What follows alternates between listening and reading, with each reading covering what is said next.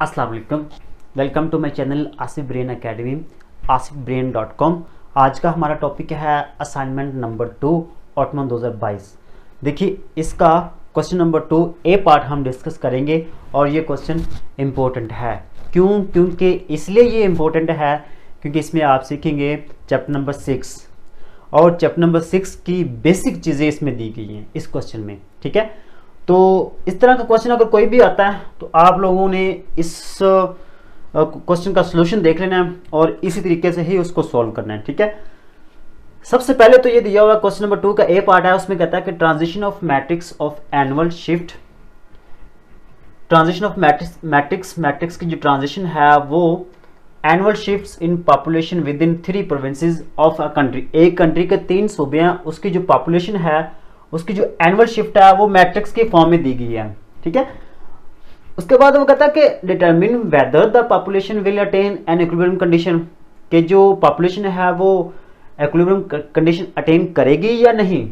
दूसरे नंबर पे वो कहता है कि find the relation population relative population shares of the 3 provinces. तीनों सूबों की जो पॉपुलेशन शेयर्स है रिलेटिव वो आपने फाइंड आउट करनी है। तो एक्चुअली आप लोगों ने दोनों का जो आंसर है वो एक ही फाइंड आउट करना है। ये जो आंसर आएगा ये relative population shares of the 3 provinces ये भी होगा और जो इक्विलिब्रियम कंडीशन है वो भी अटेन कर रही होगी। ठीक है, जो पॉपुलेशन है वो अटेन कर रही होगी इक्विलिब्रियम कंडीशन को। ओके, दोनों का आंसर एक ही होगा। आई होप कि आप लोग इस चीज को समझ गए होंगे।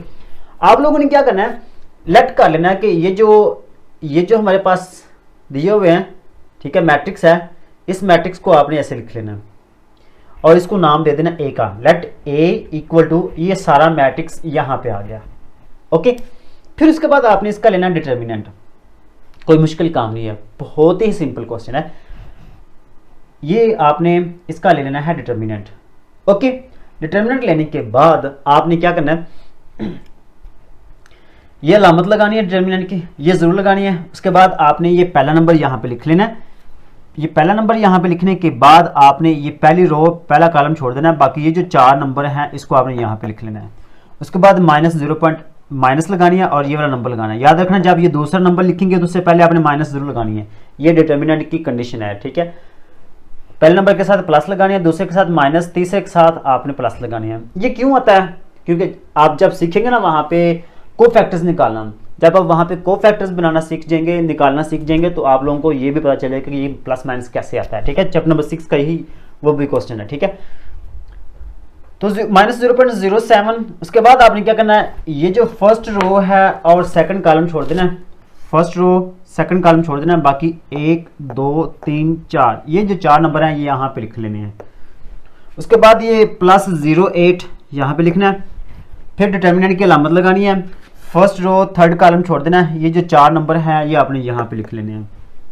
ठीक है, बिल्कुल ऐसे करना है। पहले आपने क्या करना है, फर्स्ट रो फर्स्ट कॉलम छोड़ना है, ये 4 नंबर, फिर आपने फर्स्ट रो सेकंड कॉलम छोड़ना है, ये 4 नंबर, फिर आपने फर्स्ट रो थर्ड कॉलम, तो ये वाले 4 नंबर आपने यहाँ पे लिखने हैं। ठीक है, अब इसको सोल्व कैसे करना है, ये जो दिए हुए हैं सोल्व करने का आसान तरीका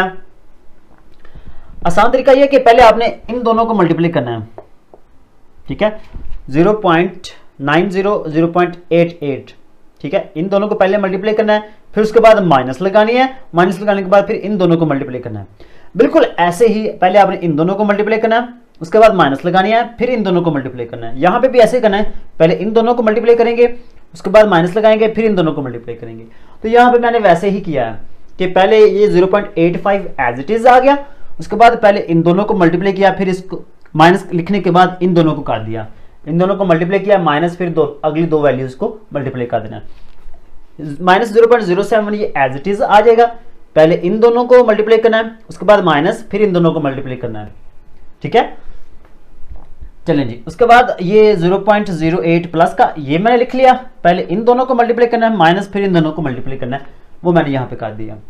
अब उसके बाद अगला काम जो आता है वो है आपकी कैलकुलेशन का, मतलब कि आपने कैलकुलेटर निकाल लेना है और उनको मल्टीप्लाई करना है। वैसे तो इसको आप खुद भी मल्टीप्लाई कर सकते हैं और सब्ट्रैक्ट कर सकते हैं, लेकिन आसानी के लिए और गलती से बचने के लिए आप लोगों ने कैलकुलेटर का यूज कर लेना है और एग्जाम में भी इसकी इजाजत होती है कैलकुलेटर ले जाने की। ठीक है, तो पहले इन दोनों को मल्टीप्लाई करेंगे तो ये आंसर आएगा, उसके बाद माइनस, इन दोनों को मल्टीप्लाई करेंगे तो ये आएगा 0.005।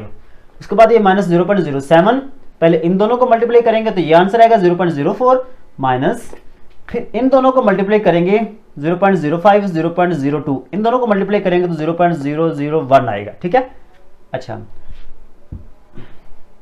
उसके बाद प्लस 0.08 लिख लिया, पहले इन दोनों को मल्टीप्लाई करेंगे ये आंसर आ गया, माइनस फिर इन दोनों को मल्टीप्लाई करेंगे तो ये आंसर आ जाएगा।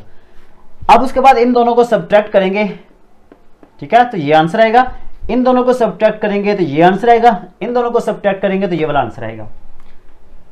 इन दोनों को सब्ट्रैक्ट किया तो 0.787 और इन दोनों को सब्ट्रैक्ट करेंगे तो 0.039, इन दोनों को आप जब माइनस करेंगे तो माइनस 0.013 आएगा। ठीक है, यहाँ पे माइनस जरूर लगानी है। अच्छा उसके बाद आप इन दोनों को मल्टीप्लाई करेंगे, 0.85 मल्टीप्लाई 0.787, इन दोनों को जब मल्टीप्लाई करेंगे तो ये वाला आंसर आएगा 0.66895। उसके बाद पहले इन दोनों को फिर मल्टीप्लाई करेंगे, 0.07 मल्टीप्लाई 0.039, तो हमारे पास आंसर आएगा 0.00273। फिर इन दोनों को मल्टीप्लाई करेंगे, प्लस माइनस माइनस, याद रखना जब आप मल्टीप्लाई कर रहे होते हैं तो उस वक्त ये प्लस माइनस माइनस आता है, तो इन दोनों को जब मल्टीप्लाई किया तो 0.00104 आ जाएगा। अब इन तीनों को जब आप कैलकुलेटर की मदद से माइनस करेंगे तो ये आंसर आ जाएगा 0.66518। आई होप कि आप लोगों को क्वेश्चन की समझ आई होगी और इजी भी लगा होगा। अगर आप मजीद इस तरह के क्वेश्चन तक रसाई चाहते हैं और मजीद इस तरह के क्वेश्चन 1429 कोड के हलशुदा चाहते हैं, उनका सोल्यूशन चाहते हैं, उसका सोल्यूशन समझना चाहते हैं, तो हमारे चैनल को सब्सक्राइब कर दें और वीडियो को लाइक जरूर कर दिया करें, बेल आइकन को भी लाजमी प्रेस कर देना। मिलते हैं नेक्स्ट वीडियो के साथ, तब तक के लिए अल्लाह हाफिज़।